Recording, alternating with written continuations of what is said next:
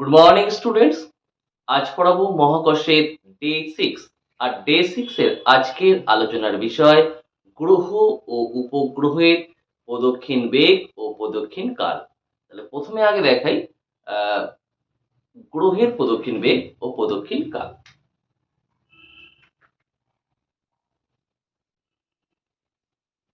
গ্রহের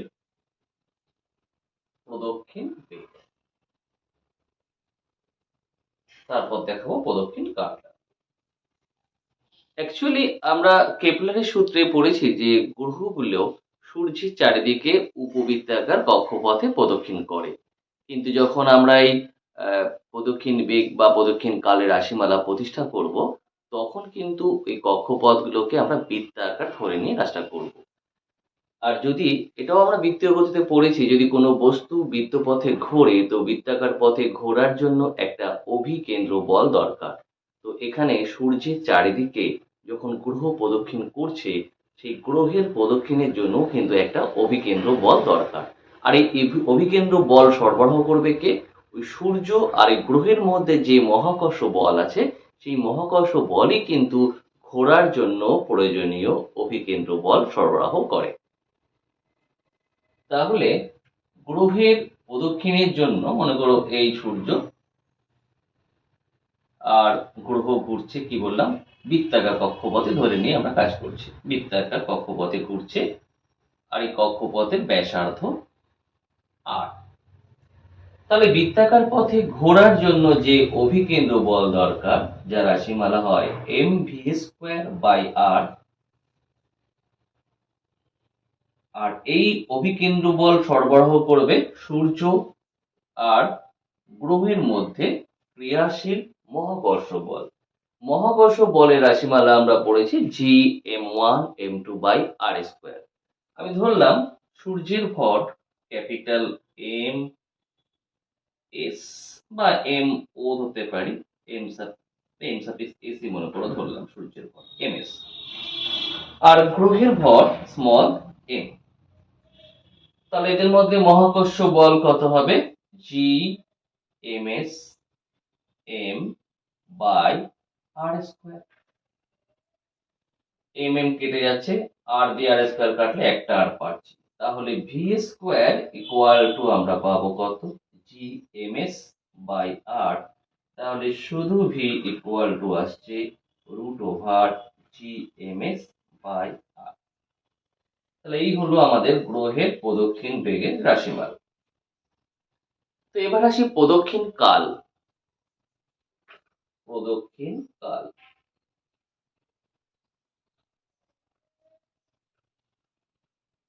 প্রদক্ষিণ কাল মিন্স এই এক পাক ঘুরে আসতে যে সময় লাগে তাকে বলে প্রদক্ষিণ কাল। তো সময়, সময় মানে আমরা জানি কি হয়, দূরত্ব বাই বেগ। তাহলে এই এক পাক ঘুরে যদি আসে, তাহলে দূরত্ব কত হবে? 2πr, আর বেগ কত? ভি। ভি এর ভ্যালুটা বসিয়ে দিই, √ওভার জিএমএস বাই আর আছে, তাহলে আরটা আমার যাবে উপরে, আর জিএমএস থাকবে নিচে। এই আর কে যদি আমি রুটের ভিতরে ঢুকিয়ে দিই, তাহলে আর রুটের ভিতরে ঢুকলে আর স্কয়ার হিসেবে ঢুকবে, আর অলরেডি একটা আর ছিল, তাহলে হয়ে যাবে কত? আর কিউব। তাহলে পাবো কত? 2π√ওভার আর কিউব বাই জিএমএস। তাহলে এটাই হলো আমার গ্রহের প্রদক্ষিণ কাল। এটা ছিল প্রদক্ষিণ বেগ, এটা প্রদক্ষিণ কাল। এবার চলে আসি কৃত্রিম উপগ্রহ থাকলে এটা কি হতো। দেখো, গ্রহগুলো ঘুরে কার চারিদিকে? সূর্যের চারিদিকে। তাই আমাদের যখন ভর এসছে, তখন এটা সূর্যের ভর এসছে। কিন্তু কৃত্রিম উপগ্রহগুলো ঘোরে কার চারিদিকে? পৃথিবীর চারিদিকে। তখন কৃত্রিম উপগ্রহ যদি পৃথিবীর চারিদিকে ঘোরে, তখন এখানে যে ভরটা আমরা লিখবো সেটা কার ভর হবে? পৃথিবীর ভর। এটুকুই পার্থক্য, আর কিছু না। গ্রহের সময় এটা সূর্যের ভর, প্রদক্ষিণ কালেও এটা সূর্যের ভর, কিন্তু যখন কৃত্রিম উপগ্রহ করব, তখন এই ভরগুলোর জায়গায় আসবে পৃথিবীর ভর। তাহলে এটা মুছে পাশেই লিখে দিই। কৃত্রিম উপগ্রহের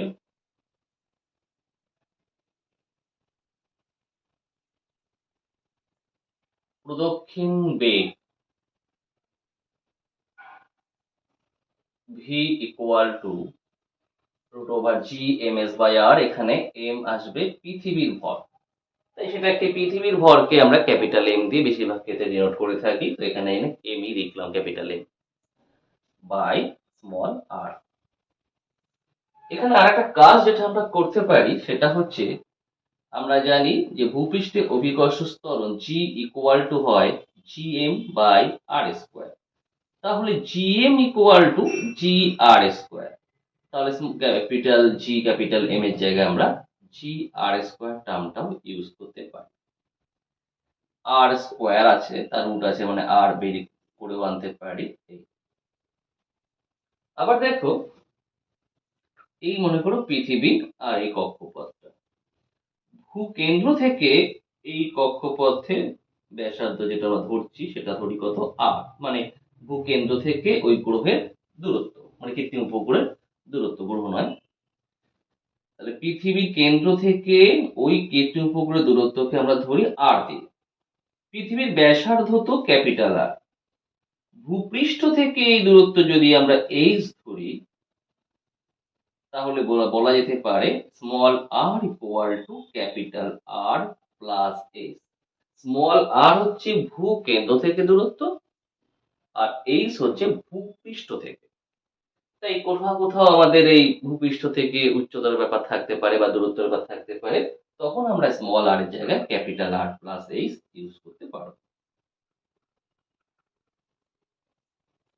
এটা গেল তাহলে কৃত্রিম উপগ্রহের প্রদক্ষিণ বেগ। তাহলে প্রদক্ষিণ কালটাও দেখাই। প্রদক্ষিণ কাল,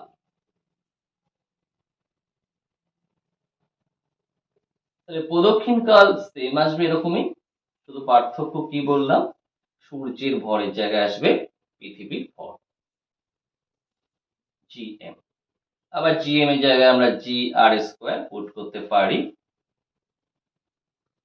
আবার এখানে আর এর জায়গায় আর প্লাস এইচ এর আর কিউব আছে, তাই আর কিউবের জায়গায় আর প্লাস এইচ এর হোল কিউবও লিখতে পারি। তাহলে গেল কৃত্রিম উপগ্রহের প্রদক্ষিণ বেগ, প্রদক্ষিণ কাল, গ্রহের প্রদক্ষিণ বেগ, প্রদক্ষিণ কাল। যদি কৃত্রিম উপগ্রহটা পৃথিবীর খুব নিকটবর্তী হয় সেক্ষেত্রে কি হবে, অর্থাৎ পৃথিবীর খুব নিকটবর্তী কৃত্রিম উপগ্রহের প্রদক্ষিণ বেগ ও প্রদক্ষিণ কাল কি হবে, চলো সেটা আবার একটু দেখা যায়।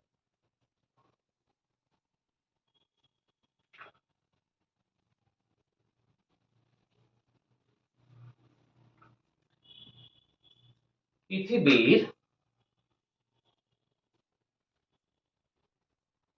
খুব নিকটবর্তী কৃত্রিম উপগ্রহের প্রদক্ষিণ বেগ ভি ইকুয়াল, অ্যাকচুয়ালি দেখো, যদি কৃত্রিম উপগ্রহটা পৃথিবীর খুব নিকটবর্তী হয় তখন এইচটা তো খুব ছোট হবে সেই তুলনায়, অর্থাৎ আর প্লাস এইচ কে আমরা অ্যাপ্রক্স তখন আর লিখতে পারি। স্মল আর মানে তো আর প্লাস এইচ, আর এইচটা বললাম খুব বেশি নয়, আর এর তুলনায় অনেক কম, তো সেই ক্ষেত্রে আর প্লাস এইচ কে আমরা প্রায় আর এর সমান লিখতে পারবো। তাহলে সেই কন্ডিশনে আমাদের তাহলে ভি কত হবে, এখানে ভি এস ছিল gr²/r, বা এখানেও যদি বলি জি ইন্টু আর প্লাস এইচ, বা এখান থেকেও দেখাতে পারি, যে কোনো একটা জায়গা থেকে আমরা দেখাতে পারি কি, যে এখানে যে স্মল আর তার জায়গায় ক্যাপিটাল আর, এটা লিখে দেখাতে পারি। আমি মনে করি এটার থেকে দেখাচ্ছি, তাহলে কি আসছে, G capital R square by small R, আর নিকটবর্তীর ক্ষেত্রে স্মল আর মানেই আসবে ক্যাপিটাল আর, তাহলে আর দিয়ে আর কাটলে পাচ্ছি √gr। তাহলে পৃথিবীর খুব নিকটবর্তী কৃত্রিম উপগ্রহের প্রদক্ষিণ বেগ কত আসলো, √gr, জি তো অভিকর্ষ ত্বরণ, আর এখানে পৃথিবীর ব্যাসার্ধ। আর প্রদক্ষিণ কাল যদি হতো তাহলে কি হতো, প্রদক্ষিণ কাল পি ইকুয়াল, এখানে সেম, সরি এখানে প্রদক্ষিণ কাল এখানে করেছি, তো এখান থেকে দেখাবো আর এর জায়গায় ক্যাপিটাল আর বসিয়ে দিয়ে, তাহলে 2 পাই স্মল আর কিউবের জায়গায় চলে আসছে capital R cube by G R square. R square দিয়ে আর কিউব কাটলে একটা আর, তাহলে আসছে 2 pi root over R by. তাহলে কৃত্রিম উপগ্রহের প্রদক্ষিণ বেগ প্রদক্ষিণ কালের সাথে সাথে আমরা কিন্তু পৃথিবীর খুব নিকটবর্তী কৃত্রিম উপগ্রহের প্রদক্ষিণ বেগ প্রদক্ষিণ কালও পেয়ে গেলাম। একটা জিনিস ফলো করে দেখো, এই যে গ্রহ বা কৃত্রিম উপগ্রহ, এই যে প্রদক্ষিণ বেগ যখন আমরা বার করছি এটা কৃত্রিম উপগ্রহের সময়, এই যে ভর এম, এটা কার ভর? এটা কিন্তু পৃথিবীর ভর, কৃত্রিম উপগ্রহের ভর না কিন্তু। আবার যখন গ্রহের বেগ বের করছিলাম তখন ওখানে যে ভরটা দিচ্ছিলাম সেটা ছিল সূর্যের ভর, গ্রহের ভর না কিন্তু। ঠিক সেম প্রদক্ষিণ কালেও তাই, অর্থাৎ যে ঘুরছে তার ভরের উপর কিন্তু বেগ সময় এটা কিন্তু ডিপেন্ড করছে না। এখানে আরেকটা জিনিস ফলো করো, এই যে আমরা দেখলাম যে প্রদক্ষিণ কাল T equal to 2 pi root over R by G এসছে। এখন এটাও আমরা জানি small G equal to 4/3 pi G R rho হয়, যেটা অভিকর্ষ ত্বরণ আর পৃথিবীর গড় ঘনত্বের সম্পর্ক। রো হচ্ছে পৃথিবীর গড় ঘনত্ব। তাহলে আর বাই জি ইকুয়াল টু কত আসবে? যদি আমি আর বাই জি করি, মানে আর তো এখানে ছিল, বাই জি করে দিচ্ছি, তাহলে পাশে 3 চলে আসলো, 3/4 পাই জি, আর তো নিয়ে নিয়েছি রো। তাহলে প্রদক্ষিণ কালে যদি রুট ওভার আর বাই জি আছে, তাহলে আর বাই জি এর ভ্যালুটা যদি বসাই 3/4 পাই জি রো। 2 কনস্ট্যান্ট, পাই কনস্ট্যান্ট, 3 কনস্ট্যান্ট, 4 কনস্ট্যান্ট, পাই কনস্ট্যান্ট, জি কনস্ট্যান্ট। তার মানে প্রদক্ষিণ কাল শুধুমাত্র নির্ভর করছে কার? পৃথিবীর গড় ঘনত্বের উপর। তাহলে আমরা বলতে পারি পৃথিবীর খুব নিকটবর্তী কৃত্রিম উপগ্রহের প্রদক্ষিণ কাল কার উপর নির্ভর করে? পৃথিবীর গড় ঘনত্বের উপর। কিরূপ নির্ভরশীল? গড় ঘনত্বের বর্গমূলের ব্যস্তানুপাতিক। তাহলে যেটুকু করালাম আজকে তার উপর বেস করে কিছু গাণিতিক সমস্যা দেখাই। তাহলে প্রথম প্রবলেমটাতে চলে আসি।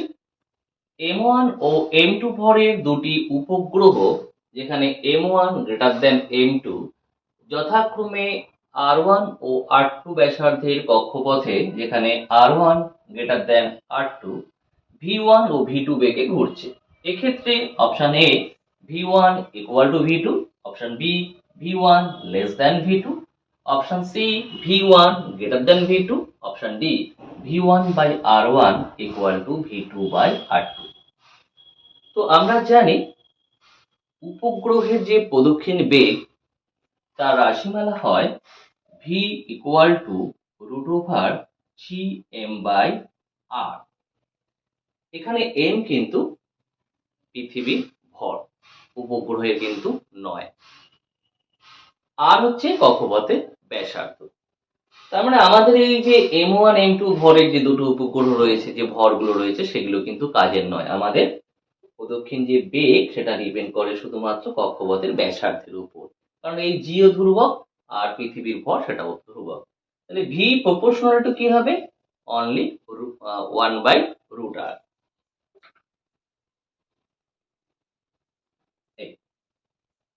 তাহলে আমার যে V1 ও V2 বেগে ঘুরছে, তাহলে কি হবে? V1 বাই V2 এখান থেকে আমরা লিখতে পারি equal to root over R2 by R1, কারণ ভি এর সাথে আর এর সম্পর্ক কি? বর্গমূলের ব্যস্তানুপাতিক।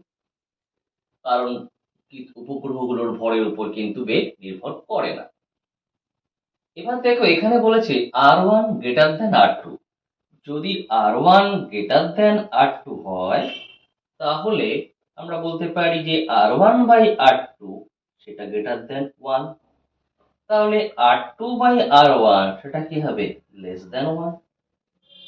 তাহলে এখানে পাচ্ছ কি R2 বাই R1, তাহলে root over R2 by R1 যদি বলি সেটাও লেস দেন 1 হবে। তাহলে V1 বাই V2 তাহলে কি আসবে? লেস দেন 1, যেহেতু root R2 by R1 less than 1 আসবে। তাহলে পাবো কি? V1 less than V2। তাহলে V1 লেস দেন V2 কোথায় আছে? অপশন বি তে আছে। তাহলে B is the correct answer.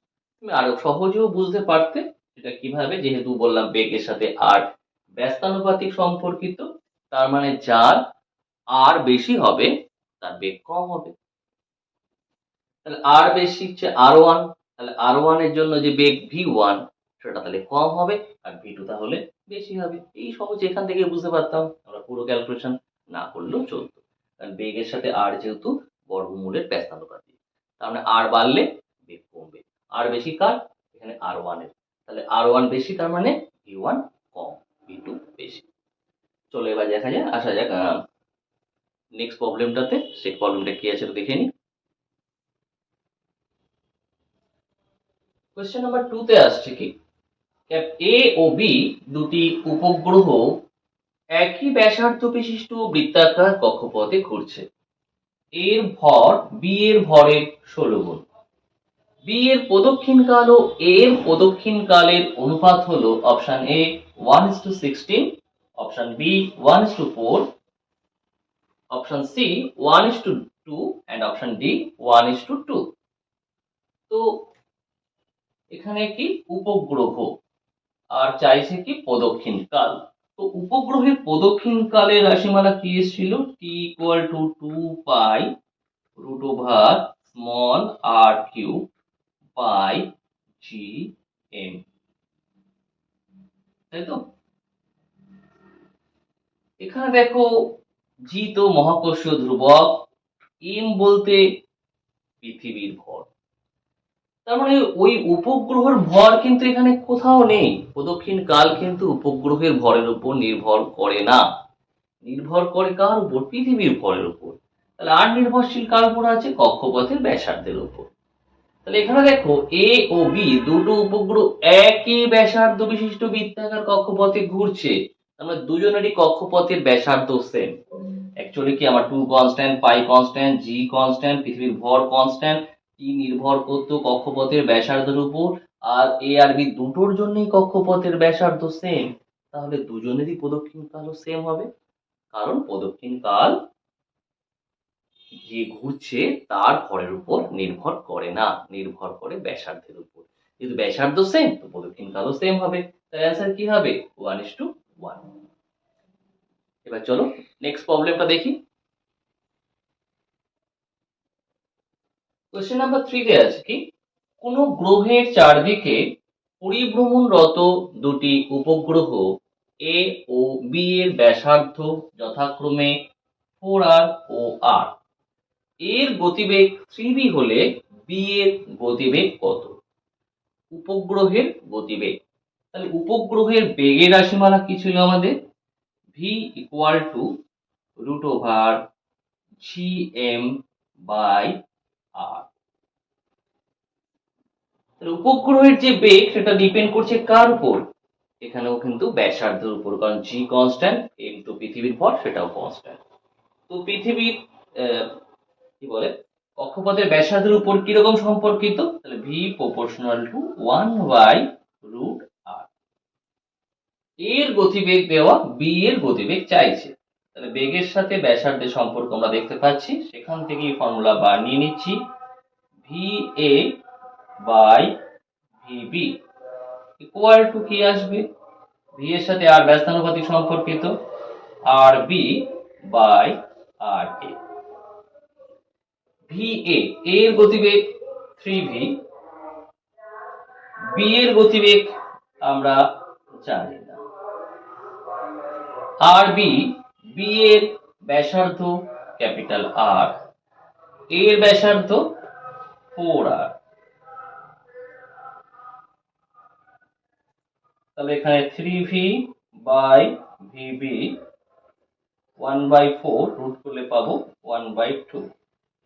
তাহলে ক্রস মাল্টিপ্লাই যদি করি, তাহলে ভিবি ইকুয়াল টু পাচ্ছি কত? 6v। তাহলে বি এর গতিবেগ কত এসছে? 6v। কোথায় আছে? সি তে। That means option C is the correct answer. চলে আসি পরের প্রবলেমে। কোয়েশ্চেন নাম্বার 4, তবে এটাই আজকের লাস্ট প্রবলেম। যদি মহাকর্ষীয় বল দূরত্বের n ঘাতের ব্যস্তানুপাতে পরিবর্তিত হয়, তবে স্মল আর ব্যাসার্ধের বৃত্তপথে সূর্যের চারিদিকে পরিভ্রমণরত কোনো গ্রহের পর্যায়কাল হবে option A r⁻n+1/2, option B r⁻n, option C r⁻n-1/2 and option D r⁻n। এখানে দেখো বলছে মহাকর্ষীয় বল দূরত্বের n ঘাতের ব্যস্তানুপাতে পরিবর্তিত হয়। তো আমরা যখন গ্রহের প্রদক্ষিণ বেগ বার করছিলাম তখন ওখানে দেখাচ্ছিলাম যে গ্রহগুলো যখন বৃত্তাকার পথে ঘুরছে সেই ঘোরার জন্য একটা অভিকেন্দ্র বল দরকার হয়, আর সেই অভিকেন্দ্র বল সরবরাহ করছিল সূর্য আর ওই গ্রহের মধ্যে ক্রিয়াশীল মহাকর্ষ বল। আর সেই মহাকর্ষ বলের রাশিমালা ছিল Gm1m2/r², সেই অনুযায়ী। কিন্তু এখানে কিন্তু বলেছে যে মহাকর্ষীয় বল দূরত্বের n ঘাতের ব্যস্তানুপাতে পরিবর্তিত হয়। ওখানে যেটা আমরা করছিলাম সেটা কিন্তু দূরত্বের n ঘাত ছিল না, ওটা 2 ছিল, আর মানে r² ছিল, মানে ওখানে 2 ছিল। আর এখানে 2 এর জায়গায় কি বলছে, n ঘাতের ব্যস্তানুপাতে পরিবর্তিত হয়। তাহলে আমরা পুরো থিওরিটা দিয়ে একবার করে তারপর তবে গিয়ে পর্যায়কালটা বার করছি। তাহলে গ্রহের ঘোরার জন্য দরকার অভিকেন্দ্র বল mv²/r, সরবরাহ করছি কি বললাম, মহাকর্ষ বল Gm1m2/r²।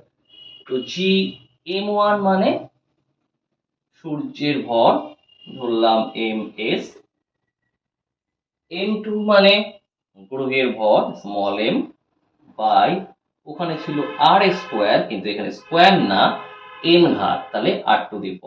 ব্যস্তানুপাতিক বলেই কিন্তু আর নিচে এসছে। তাহলে mm বোথ সাইড দিয়ে কেটে গেল, আর এখান থেকে r দিয়ে rn কাটলে কি পাচ্ছি দেখাচ্ছি।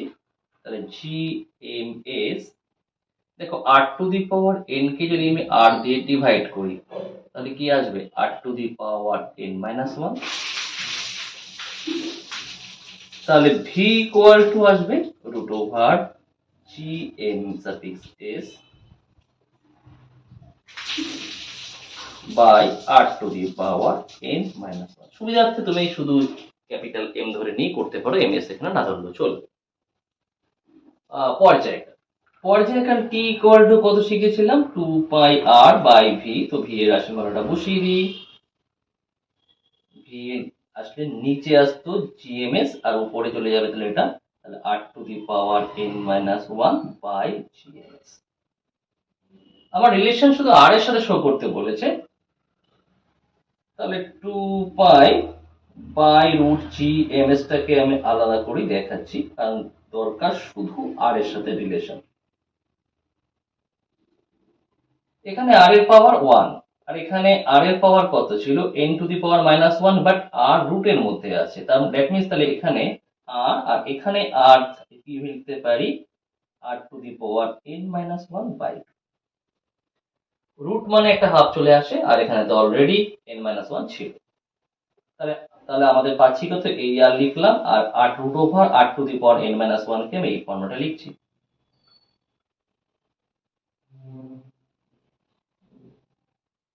তাহলে r এর পিছনে মানে পাওয়ার কত, 1, তাহলে r এর পাওয়ার এখানে 1 আর এটা পাওয়ার n-1/2, তাহলে অ্যাড হয়ে যাচ্ছে।